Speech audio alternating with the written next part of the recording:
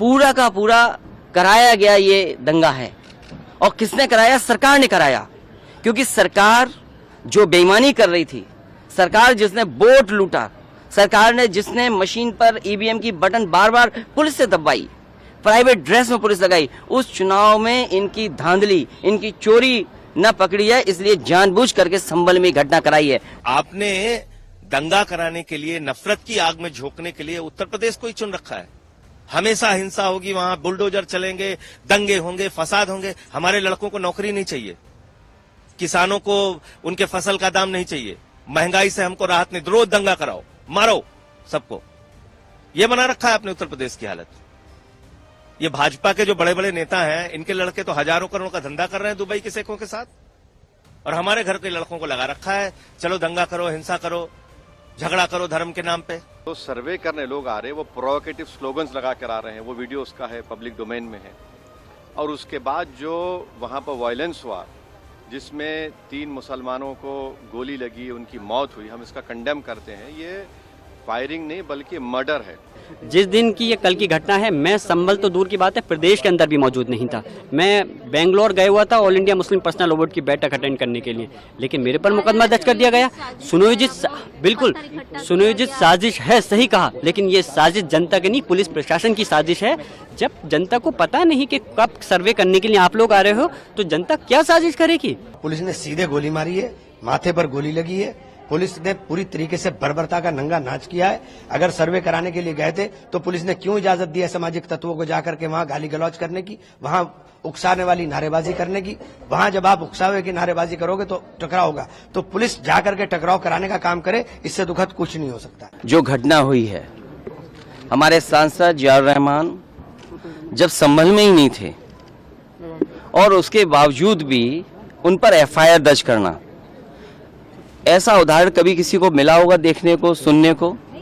एक police officer ये कह रहा हो कि नेता बनना छोड़ दो, नेताओं का सहारा लेना छोड़ दो, किसके लिए भाषा थी वो? और मैं ये कहना चाहता हूं, हालांकि सब जानकारी आपके पास है, दुखद है कि नईम जैसे नौजवान की जान चली गई, बिलाल की जान गई है, रोमान की जान गई है, कैफ, अयान, और इसमें से कुछ कम उम्र के भी हैं।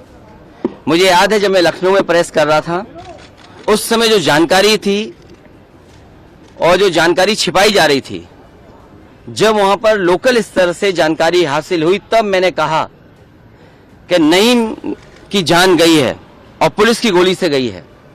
आप लोगों पे सब वीडियोस हैं, आप लोगों पे जगह जगह से वीडियोस मिले हैं, कवरेज है पूरा का पूरा कराया गया ये दंगा है। और किसने कराया? सरकार ने कराया, क्योंकि सरकार जो बेईमानी कर रही थी, सरकार जिसने वोट लूटा, सरकार ने जिसने मशीन पर ईवीएम की बटन बार बार पुलिस से दबाई, प्राइवेट ड्रेस में पुलिस लगाई, उस चुनाव में इनकी धांधली, इनकी चोरी न पकड़ी है, इसलिए जानबूझ करके संभल में घटना कराई है। और मैं पढ़ना चाहता हूं, संभल की शाही जामा मस्जिद के खिलाफ 19/11/2024 को सिविल जज चंदौसी संभल में एक याचिका डाली गई। कोर्ट ने दूसरे पक्ष की सुने बगैर उसी दिन 19/11/2024 को सर्वे के आदेश दे दिए। ताज्जुब तो इस बात का है कि ऑर्डर मिलने के बाद ही संभल के जिलाधिकारी, संभल के पुलिस अधीक्षक आदेश को पढ़े बगैर 2 घंटे बाद ही सर्वे के लिए पुलिस बल के साथ शाही जामा मस्जिद पहुंच गए। जामा मस्जिद की कमेटी, जनप्रतिनिधि, उलेमा इकराम, सभी अधिवक्ताओं ने सहयोग दिया। जिस समय पहली बार सर्वे हुआ है और कोर्ट के आदेश के बाद पूरा का पूरा सहयोग, जो भी वहां जिम्मेदार लोग थे, जो भी जिम्मेदार वहां पर मौके पे थे, सबने सहयोग किया। जिलाधिकारी संभल और पुलिस अधीक्षक संभल ने 2.5 घंटे सर्वे के बाद कहा, अब सर्वे पूरा हो चुका है और अब रिपोर्ट कोर्ट को भेज दी जाएगी। दिनांक 22/11/2024 फ्राइडे को जुमे की नमाज के लिए लोग नमाज अदा करने के लिए जामा मस्जिद पहुंचे, लेकिन पुलिस प्रशासन ने बैरिकेडिंग लगा दी ताकि लोग नमाज न पढ़ सकें। उसके बाद भी लोगों ने संयम बरता, नमाज अदा की और किसी प्रकार का विरोध प्रदर्शन नहीं हुआ, किसी तरह की विरोध नहीं हुआ। 29 तारीख को कोर्ट कोर्ट की अगली तारीख तय थी। शाही जामा मस्जिद की कमेटी और मुस्लिम समाज के सभी लोग कोर्ट के केस की पैरवी के लिए तैयारी कर रहे थे, परंतु दिनांक 23 तारीख को रात पुलिस प्रशासन द्वारा कहा गया कि 24 तारीख को यानी अगले दिन सुबह को दोबारा सर्वे किया जाएगा। आखिरकार पहले एक बार सर्वे हो गया। ये आदेश पुलिस प्रशासन को किसने दिया कि दोबारा सर्वे आपका होगा, जब पहले सर्वे में सब लोगों ने सहयोग मदद की, पूरा सर्वे हुआ, किसी को आपत्ति नहीं थी सर्वे पर, लेकिन जानबूझ करके आगे शाही जामा मस्जिद की कमेटी और अधिवक्ता ने कहा कि एक सर्वे तो मुकम्मल हो चुका है, अब दूसरे सर्वे की क्या आवश्यकता है। कोर्ट के आदेश का हमने पालन कर दिया, अगर दूसरा सर्वे करना है तो दोबारा आदेश करवाएं, कोर्ट के आदेश के बाद हम दोबारा सर्वे करा देंगे। लेकिन जिलाधिकारी संभल और पुलिस अधीक्षक संभल ने कोई सुनवाई नहीं की और तानाशाही दिखाते हुए और सुबह के वक्त से पहले शाही जामा मस्जिद आ गए। शाही जामा मस्जिद कमेटी और मुस्लिम समाज के लोगों ने फिर भी धैर्य रखा और दोबारा सर्वे के लिए अंदर ले गए। सर्वे के दौरान करीब 1.5 घंटा बाद जब जनता को सूचना मिली तो वो इकट्ठा होना शुरू हो गए। लोगों ने सर्वे का कारण जानना चाहा तो सर्कल ऑफिसर ने उनके साथ गाली गलौज की और लाठीचार्ज करवा दिया, बुरी तरह से जख्मी कर दिया। इसका विरोध करते हुए चंद लोगों ने पत्थर चलाए, जिसके बदले में पुलिस सिपाही से लेकर अधिकारी तक ने अपने सरकारी और प्राइवेट हथियारों से गोलियां चलाई, जिसकी वीडियो रिकॉर्डिंग है, जिसके एवज में दर्जन लोग गोलियों से घायल हो गए। 5 मासूमों जो कि अपने घर से सामान लेने के लिए निकले थे, उनकी मृत्यु हो गई। संभल का माहौल बिगाड़ने में याचिका दायर करने वाले लोगों के साथ पुलिस और प्रशासन के लोग जिम्मेदार हैं। इनको निलंबित किया जाना चाहिए और हत्या का मुकदमा चलाया जाना चाहिए, जिससे कि लोगों को इंसाफ मिल सके और आने वाले समय में कोई इस प्रकार की संविधान के खिलाफ गैर कानूनी घटना को अंजाम न दे जा सके। देखिए, संभल की हिंसा भारतीय जनता पार्टी और सरकार के द्वारा प्रायोजित हिंसा है। आप बताइए, काशी में भी सर्वे हुआ, मथुरा में भी सर्वे हुआ, यहां सर्वे कैसे हो रहा है? 1 घंटे में कोर्ट का ऑर्डर हो रहा है, 1.5 घंटे में सर्वे करने पहुंच जा रही है टीम। तो आपने दंगा कराने के लिए, नफरत की आग में झोंकने के लिए उत्तर प्रदेश को ही चुन रखा है।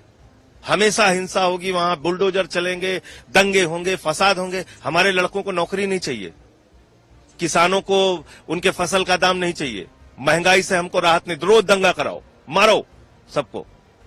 ये बना रखा है अपने उत्तर प्रदेश की हालत। ये भाजपा के जो बड़े बड़े नेता हैं, इनके लड़के तो हजारों करोड़ का धंधा कर रहे हैं दुबई के शेखों के साथ, और हमारे घर के लड़कों को लगा रखा है चलो दंगा करो, हिंसा करो, झगड़ा करो धर्म के नाम पे। तो ये इसकी हाई कोर्ट की निगरानी में इस पूरे मामले की जांच होनी चाहिए और जो लोग इसके लिए दोषी हैं उनके खिलाफ कार्रवाई हो। देखो, वो उत्तर प्रदेश की पुलिस तो आज ये हालत हो गई है, एक चोर को एसपी कह रहा है जिसने चोरी किया, हो सकता है चोरी की घटना में वो शामिल रहा होगा, अभी पैर पे मारा है, सीधे भेजे में मारूंगा। तुम गुंडे हो गए हो खाकी वर्दी पहन के, जो चाहोगे करोगे। कोई चोरी की घटना में शामिल है, उसके भेजे पे गोली मार दोगे तो कोर्ट बंद कर दो, थाने बंद कर दो इस देश के, लेके निकल पड़ो, गोली मारो। देखिए, सबसे पहली बात तो ये है कि संभल की चंडोसी की जो जामा मस्जिद है वो कोई 50 साल 100 साल नहीं बल्कि 200-250 साल पुरानी मस्जिद है, उससे ज़्यादा है। वहाँ पर कोर्ट की तरफ से बगैर मस्जिद के जिम्मेदारों को, कमेटी को सुने उन्होंने एक एक्स पार्टी ऑर्डर पास कर दिया, वो गलत है। दूसरा ये है कि एक बार तो आपने गलत ऑर्डर दिया, सर्वे हो गया, दूसरा सर्वे जबकि आपने किसी को इत्तला नहीं दी।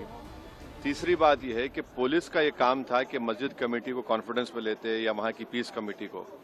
चौथी बात यह है कि जो सर्वे करने लोग आ रहे हैं वो प्रोवोकेटिव स्लोगन्स लगा कर आ रहे हैं, वो वीडियो उसका है, पब्लिक डोमेन में है। और उसके बाद जो वहाँ पर वायलेंस हुआ जिसमें 3 मुसलमानों को गोली लगी, उनकी मौत हुई, हम इसका कंडेम करते हैं। ये फायरिंग नहीं बल्कि मर्डर है। और जब से बाबरी मस्जिद, राम मंदिर का जजमेंट आया, जिस बात को मैं पर्टिकुलरली कह रहा हूं कि उस जजमेंट के बाद ये सब चीज़ें खुलेंगी और एक के बाद एक खुल रही हैं। एएसआई प्रोटेक्टेड मॉन्यूमेंट सब बातें कर रहे हैं, क्या एएसआई के कानून में नहीं है कि आप उसका रिलीजियस नेचर चेंज नहीं, कैरेक्टर चेंज नहीं कर सकते? किस बुनियाद पे कर रहे हैं ये?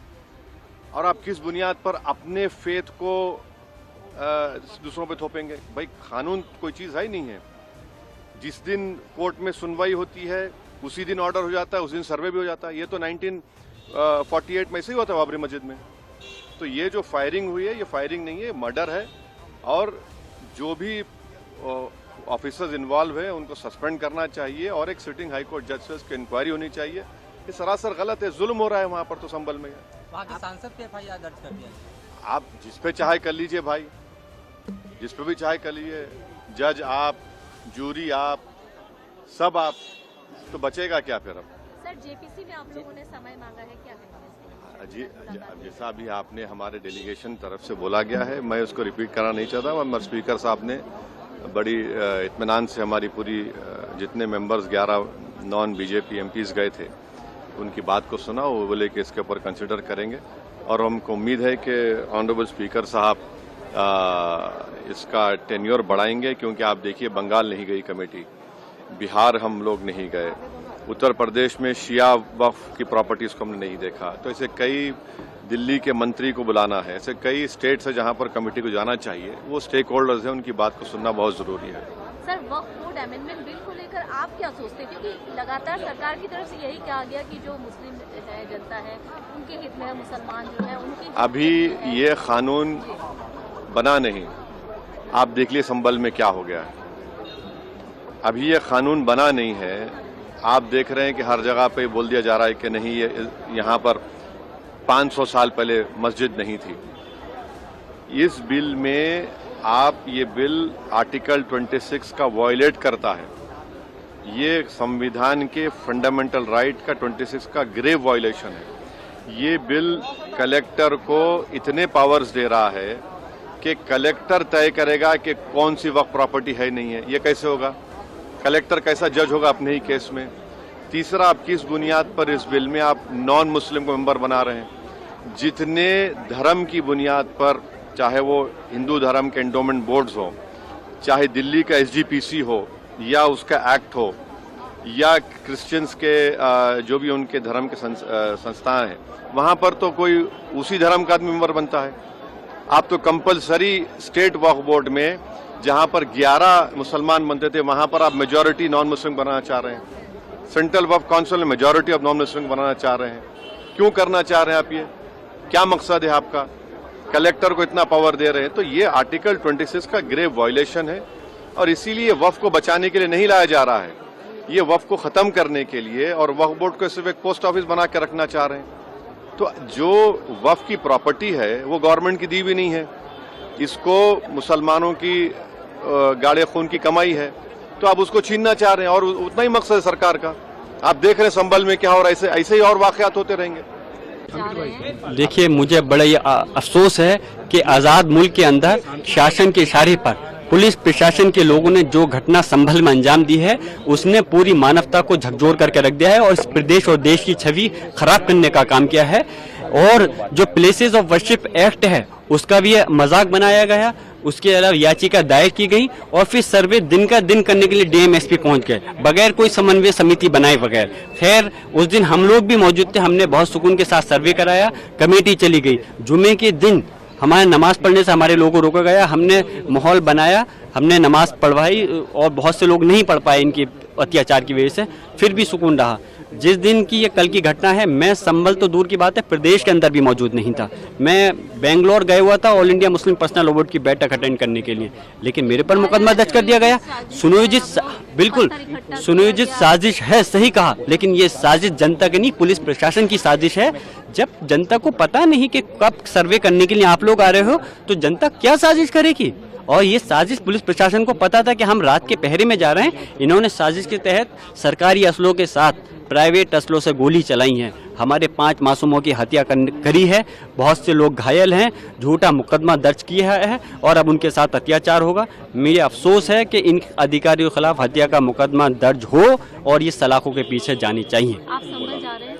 संभल इंशाल्लाह मैं जल्दी जाऊंगा। मेरा घर क्या प्लानिंग है? क्योंकि आज लोकसभा स्पीकर से मिलकर के हमने मांग की है माननीय अध्यक्ष जी से, माननीय राष्ट्रीय अध्यक्ष जी के नेतृत्व में, कि एक तो झूठा मुकदमा मेरे खिलाफ लिखा है, उसके अलावा जो फर्जी लोगों, जो मासूम लोगों की हत्या हुई है और जो झूठे मुकदमे लेके गए हैं, उस पर संज्ञान लेकर के एक्शन होना चाहिए और उन अधिकारियों के खिलाफ मुकदमा हत्या का दर्ज हो और वो जेल की सलाखों के पीछे जानी चाहिए। ये बहुत दुखद है, 4 लोगों की मेरी पास जानकारी है मौत हो चुकी है और पुलिस ने सीधे गोली मारी है, माथे पर गोली लगी है। पुलिस ने पूरी तरीके से बर्बरता का नंगा नाच किया है। अगर सर्वे कराने के लिए गए थे तो पुलिस ने क्यों इजाजत दी असामाजिक तत्वों को जाकर के वहां गाली गलौज करने की, वहां उकसाने वाली नारेबाजी करने की। वहां जब आप उकसावे की नारेबाजी करोगे तो टकराव होगा, तो पुलिस जाकर के टकराव कराने का काम करे, इससे दुखद कुछ नहीं हो सकता है। जी दंगाई तो है, और क्या है, 1 मिनट में आदेश होता है कोर्ट से, 2 घंटे के अंदर सर्वेयर टीम पहुंच जाती है, फिर उसके बाद जब झगड़ा नहीं होता तो नेक्स्ट दोबारा फिर तैयारी की जाती है। इस बार अपने साथ लोगों को लेके जाया जाता है। सर्वे टीम के साथ लोगों को जाने का क्या मतलब है? क्यों गए लोग उस सर्वे टीम के साथ? सारे वीडियो मौजूद है कि नारेबाजी हो रही है और गाली गलौज हो रही है। आप नफरत को कहां ले जाना चाहते हो? क्यों नफरत की आग फैलाना चाहते हो? इस नफरत के अंदर हम लोग झुलस जाएंगे। नफरत से देश नहीं चल सकता, देश मोहब्बत से चलेगा। अफसोसनाक, दुर्भाग्यपूर्ण एक षड्यंत्र के तहत चुनाव के तुरंत बाद वहां इस तरह की परिस्थितियां पैदा की गई कि लोग उत्तेजित हों और फिर उनका दमन किया गया, एक तरफा दमन। उनके ऊपर अत्याचार और तमाम फर्जी बेगुनाह लोगों को भी फंसाने और उनका दमन करने का कुचक्र चल रहा है। पूरी तरह से सरकार और उसकी मशीनरी फेल्योर है। प्रदेश में हर तरफ दंगा, फसाद, बलवा, हत्याएं, और आप मीडिया हमारे देश की जो है उसके सहारे वो अपनी नाकामियों को भी अपनी उपलब्धियां बनाते हैं। मेरी अपील है संभल के लोगों से कि किसी भी तरह से शांति बनाएं, उत्तेजना न फैले और कानून के रास्ते से ऊपर की अदालतों से अपने लिए न्याय प्राप्त करने का प्रयास करें। आज उठाया जाएगा सेशन में भी? देखिए, अच्छा है, उठना चाहिए। संभल का विषय बड़ा विषय है और संभल में 4 लोगों की जान गई। 4 लोग जान अहमियत रखती है। कोई सब धन्ना सेठ के बेटे नहीं है, सब गरीब लोग हैं और जिनकी जान गई। मैं फिर कहूंगा कि हिंसा किसी चीज का हल नहीं है। मैं हिंसा का समर्थन नहीं करता, लेकिन हर हिंसा के पीछे कोई ना कोई रीजन रहता है, कोई कारण रहता है। उस कारण को जानना भी बहुत जरूरी है। और जिस तरह से लगातार कभी किसी धार्मिक स्थल पे कभी किसी धार्मिक स्थल पे बार बार जो है अपना आधिपत्य दिखाने की और उसको उसके साथ जो है उसको अपने हिस्से में लेने की जो एक कवायद चल रही है, ये देश के लिए अच्छी नहीं है। देश में नफरत फैलाएगी, नुकसान करेगी। आप ये समझिए कि जब वर्शिप एक्ट 1919 है और वो ये कहता है कि 15 अगस्त 47 को जो धार्मिक स्थल जिस स्थिति में था वैसे ही रहेगा, और बाबरी के बाद इसका ये हो भी गया था। तो अब ये नया रोज कभी ज्ञानवापी, कभी बनारस, कभी जो है संभल, ये सब करके जो है मुझे ऐसा लगता है कि बुनियादी मुद्दों से ध्यान हटाना चाहते हैं। लगता है सर अखिलेश यादव ने जो कहा कि एक बार सर्वे हुआ था तो दोबारा सर्वे की क्या जरूरत थी, पुलिस की कमी है, सरकार पर आरोप मढ़े जा रहे हैं, आप इससे इत्तेफाक रखते हैं? मैं इस बात से इत्तेफाक रखता हूं कि हिंसा किसी चीज का हल नहीं है। जो जिन बच्चों की जान गई है, जांच होनी चाहिए और मुझे उम्मीद है कि जो मेडिकल हुआ होगा वो वीडियो रिकॉर्डिंग के अंतर्गत हुआ होगा, जिससे पुलिस की कार्यशैली पे कोई सवाल ना खड़ा हो और पता लग जाए किसकी गोली से जो है 4 लोगों की जान गई। 4 लोगों की जान अहमियत रखती है। आप ये समझिए ना, लगातार जिस तरह का जो है नारे लगे, धार्मिक नारे लगा के, अब ये बताइए अगर सर्वे के लिए जा रहे हैं सर्वे कमिश्नर, तो धार्मिक नारों का क्या मतलब है? ये उकसाना नहीं होगा? इस उकसाने में जो घटना हुई है और जिससे जिस तरह के हमारे देश की छवि खराब हो रही है, इसकी कौन जिम्मेदारी लेगा? तो पुलिस प्रशासन, एडमिनिस्ट्रेशन और सरकार तीनों का फेलियर है। और मैं फिर ये कहूंगा कि कोर्ट जाना चाहिए। मैं सबसे शांति की अपील करूंगा कि लोग शांति बना के रखें, लेकिन मैं फिर आपसे स्पष्ट रूप से कह रहा हूं, ये अच्छा नहीं है, देश के लिए अच्छा नहीं है, संविधान की मर्यादाओं के लिए अच्छा नहीं है। संविधान की मर्यादा में आंदोलन हो और गोली से नहीं, वार्ता से जो है लोगों की सबकी सुनवाई हो। क्या आपको नहीं पता इस मसले में दूसरे पक्ष को बिल्कुल नहीं सुना गया, एक पक्ष से फैसला हो गया? बहुत सारे बड़े इशू हैं, ऐसा लगता है जैसे उनसे भी ध्यान हटाने के लिए सब चीजें की जा रही हैं। इनमें ईवीएम भी केंद्रित है, इनमें चुनाव में जो उत्तर प्रदेश में जो लोकतंत्र की हत्या वो भी केंद्रित है, और अडानी का भी मामला है। कहीं ऐसे मामला लगता है कि शायद उनसे भी ध्यान हटाने की कोशिश हो सकती है। पूरे प्रदेश के अंदर ये सरकार संभल में जो घटना हुई उससे पूरे प्रदेश के अंदर नफरत की जो राजनीति कर रही है उसका ये पूरी तरीके से दुष्परिणाम है। सर, एक पक्षीय कार्रवाई का भी आरोप जो है विपक्ष की तरफ से लग रहा है, कांग्रेस भी कहती है कि एक पक्षीय कार्रवाई सरकार की तरफ से की। नहीं, ये पूरी तरीके से पूरे प्रदेश के अंदर नफरत की राजनीति और प्रताड़ित करने की राजनीति हो रही है। जिस तरीके से वहाँ 5-5 लोग मारे गए हैं, इसकी न्यायिक जांच होनी चाहिए और जो भी जिस तरीके के जो इसमें लोग शामिल हैं उनके खिलाफ दंडात्मक कार्रवाई, उनको गिरफ्तार करके जेल भेजा जाए। आप लोग मौन करने जा रहे हैं? निश्चित तौर से हम मौन भी करने जा रहे हैं और आने वाले समय में पूरा कांग्रेस का डेलीगेशन मैं स्वयं संभल जाऊंगा। क्या लग रहा है आपको? जो लग रहा है वही सच्चाई है। पूरी तरीके से जो है विकास की बात नहीं हो रही, मुद्दे की बात नहीं करते भाजपा के लोग। यूपी में जिस तरीके से तांडव ये लोग कर रहे हैं, वो लोग चाहते हैं कि यूपी से पूरे देश में माहौल जो है हिंसक करें, नफरत फैलाएं। और ताज्जुब की बात है कि सरकार जिस तरीके से पुलिस का दुरुपयोग कर रही है, मतलब पुलिस के लोगों को गुंडा मवाली जो है उसमें तब्दील कर दिया गया है। जिस हिसाब से क्रिमिनल बना दिया गया है पुलिस के लोगों को यूपी में, ये बहुत ही दुर्भाग्यपूर्ण है। उन सब आईएएस आईपीएस अधिकारियों को भी कम से कम इस तरह का काम नहीं करना चाहिए। जो लोग भी हैं सब लोग शपथ लेकर के संविधान का आज संवैधानिक पद पर है। संवैधानिक पद पे अगर लोग अगर इस तरह का काम करेंगे, पुलिस का काम क्या है? सबके साथ इंसाफ करना, माहौल को ठीक करना। लेकिन जिस हिसाब से यूपी में पुलिस का गुंडाकरण कर दिया गया है, ये बहुत ही दुर्भाग्यपूर्ण है। ये पूरी तरीके से भाजपा जो है एकदम नफरत ही नहीं, ये लोग किसी भी प्रकार से देश को तोड़ना चाहते हैं। इसलिए हम सब लोग जो है एकजुट है। इनके नफरत के डिज़ाइन को हम लोग जानते हैं। अगर कहीं भी इस तरह का प्रयास अगर बिहार में अगर कोई करेगा तो हम लोग जो है चुप बैठने वाले लोग नहीं।